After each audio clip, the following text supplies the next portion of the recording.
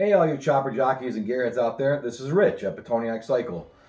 Tonight we're going to discuss and check how to check your sizing of matching when you install a new cam in your engine and checking your measuring your cam gear diameter to your pinion gear diameter. So when installing a new cam in an engine, you know, the cam gear comes onto the new cam and your pinion gear is already on your pin shaft of your engine.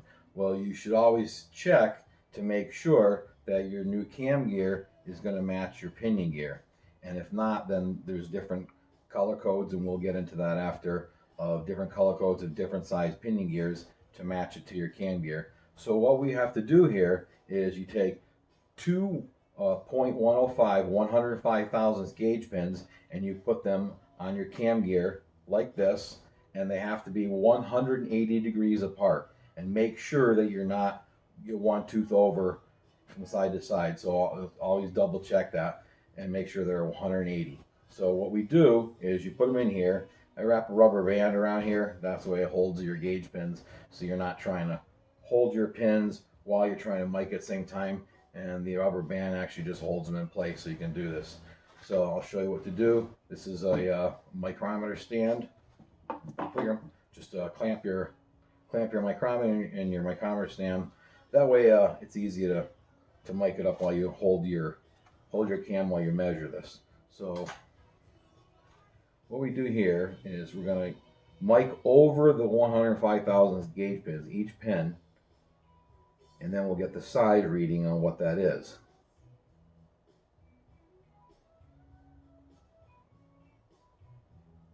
Okay, so this cam gear, this new cam gear on this S&S cam, measures 2 inches, 736 thousandths, and 5/10.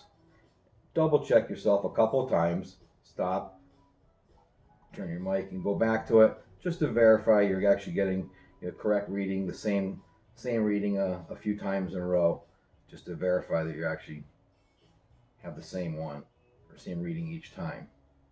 So 2 inches, 736 thousandths, and 5/10. So I write that down, 2 inches, 736 thousandths, 5/10. Right now what we do is we're going to take our 105 thousandth gauge pins off the cam gear, and we'll put them on the pinion gear. Same thing, using a rubber band to hold it in place, and again making sure that they're 180 degrees apart. That's very important. You don't want to be one tooth over, because you're going to get a false reading of what your actual cam gear or pinion gear diameter actually is. So I'll do the same thing. I'll take my mic out of here and put a 1 to 2 inch mic in here. Smaller mic for the smaller gear. Same thing. You can do this by hand, but just having this little micrometer stand makes it easier just to hold things while you're holding this, to make sure you're going to get an accurate reading. Do the same thing. Okay, so the pinion gear measures 1 inch, 471 thousandths, and 2/10. And again, do it a couple times, make sure you get the same reading. Same thing, 1 inch, 471 thousandths, and 2/10. So now, 1 inch, 471 thousandths, 2/10. So now there's a chart. S&S has a chart here you can refer to, and what it is they color code all these pinion gears for the size, for each different size. So that way when you order a pinion gear, you can know that there's several different colors. There's a black, green, blue, red, yellow, white, and orange, and each one of those colors designates a certain specific diameter of what size this pinion gear is, and you have to match it.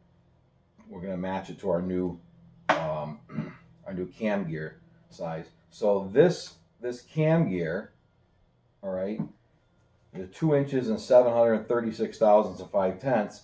Look at this on the chart. So 2 inches and 736 thousandths and 4/10 to 2 inches 737 thousandths and 4 tenths. So 2 inches 736 and 4 to 2 inches 737 and 4. So that being that's the cam gear diameter. Now you want to look at the chart and make sure we're going to find the proper pinion gear to fit this cam gear. So now I will need a blue. So we're going to need a blue pinion gear, which measures 1 inch 472 thousandths and 1 tenth to 1 inch 472 thousandths and 9 tenths. So this diameter has to fall within that size. Now this here, being that this was a 1 inch 471 thousandths and 2 tenths, that's actually that falls into being a black size gear, which is a 1 inch 471 and 0 to 1 inch 471 and 5 tenths. So this pinion gear is too small for this. So we need to have a blue gear that will match the size of this new cam gear. So now we know that we need to get a blue gear. Now the chart also breaks up in different years, but this is going to be a late style from 1977 and up. And then there's also a different chart with different sizes for an earlier, for the earlier style from 1936 to 53 and 1954 to the early 1977 before they changed over on the diameters here.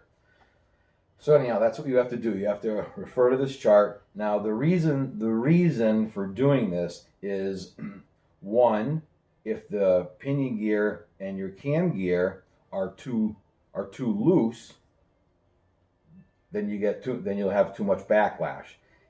And if the pinion gear is too tight on the cam gear, then it'll be too tight and you'll have no backlash at all. And then that's where you end up with a noisy motor. And if you've ever heard a motor where you get a lot of whine in it, and usually that's what it is, it's whining because the fitment is too tight, and that's why it's whining on it. So that's what you have to do. You have to refer to the chart, measure this, measure your cam gear diameter, measure your pinion gear diameter using a 2 to 3 inch mic and a 1 to 2 inch mic and two 105 thousandths gauge pins, and that way you can look up on your SNS chart to give you the correct size pinion gear to match up for your new cam gear. And that's what makes for, when you're building engines, to make sure that everything runs nice and quiet and everything that's fit. And that's just part of another part of checking an engine for proper specs. So that's it for tonight, and we'll see you guys next time. Thank you.